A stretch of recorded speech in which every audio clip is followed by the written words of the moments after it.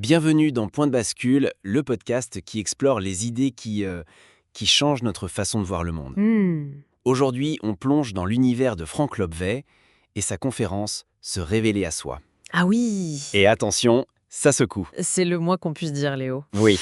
Lobvet, il prend un malin plaisir à dynamiter les piliers du développement personnel et de la spiritualité New Age. Carrément.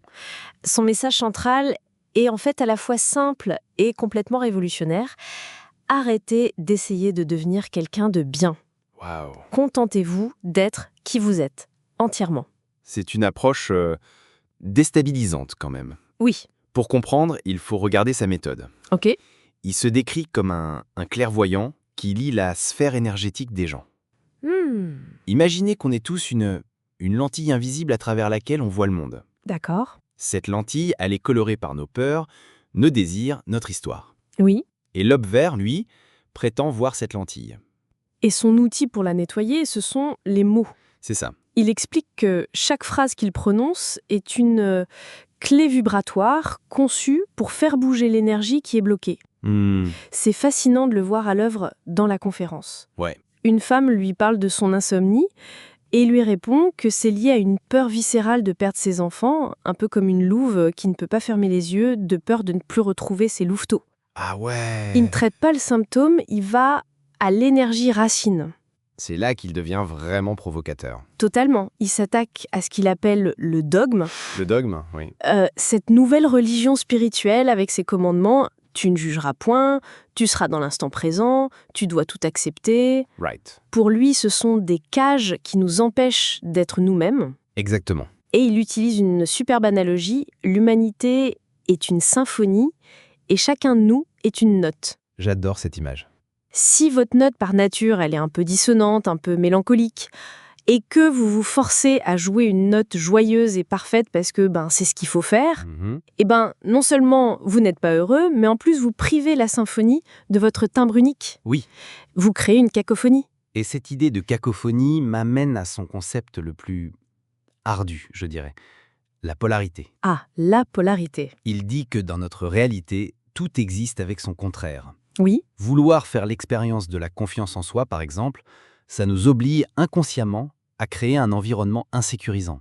Waouh. Sinon, comment tu prouves ta confiance ? C'est vrai. C'est une idée vertigineuse. Ça l'est et ça remet complètement en question notre notion de victime. Complètement. Un événement qu'on vit comme un drame, disons une rupture amoureuse douloureuse, n'est pas une punition. Non. Selon Lobvet, c'est une solution. C'est une mise en scène que notre énergie a créée pour nous forcer à affronter une peur profonde, genre la peur du rejet, qu'on refuse de voir. Incroyable. La vie ne nous envoie pas de problème, elle nous envoie des solutions déguisées. Ce qui signifie qu'on ne peut jamais se tromper de chemin, en fait. Exact. La question « suis-je sur la bonne voie » devient obsolète. Complètement. Lobvet explique que notre être a déjà fixé la destination, c'est-à-dire l'émotion à vivre. Notre humain, lui, a le libre arbitre de choisir la qualité du voyage. Voilà. On peut y aller en première classe ou dans la soute à bagages, mais on arrivera à destination. Et la seule boussole pour choisir le bon voyage, c'est le plaisir. Le plaisir. Pas le plaisir superficiel, mais ce qu'il appelle ce qui te fait triper. Est-ce que ce travail, cette relation, ce projet, est-ce que ça allume une étincelle en toi ? C'est une bonne question, ça. Le reste, âme sœur, mission de vie, karma, il balaye tout ça. Ce sont des concepts mentaux qui nous éloignent de la seule chose qui compte, l'expérience vécue, incarnée. Il ramène tout au corps. Oui. Comment savoir ce qui est juste pour nous ? La réponse, elle est physique. C'est ça. Le corps se contracte ou il se détend. Il ne ment jamais, lui, contrairement à notre mental qui analyse et rationalise tout le temps. Exact. Il nous invite à arrêter de fuir notre condition humaine pour devenir des espèces d'êtres de lumière désincarnés. Oui. Le but du jeu, c'était de venir jouer dans la matière. C'est un appel à une authenticité brute, en fait. C'est ça. Accepter nos parts d'ombre, notre folie, notre paresse, non pas comme des défauts à corriger, mais comme des facettes de notre identité. Oui. C'est cesser de se battre contre soi-même pour enfin se révéler à soi. Et c'est un chemin exigeant, mais profondément libérateur. Ce qui nous amène à la question que nous voulions vous poser. Maintenant, voici une question sur laquelle nous aimerions que vous réfléchissiez.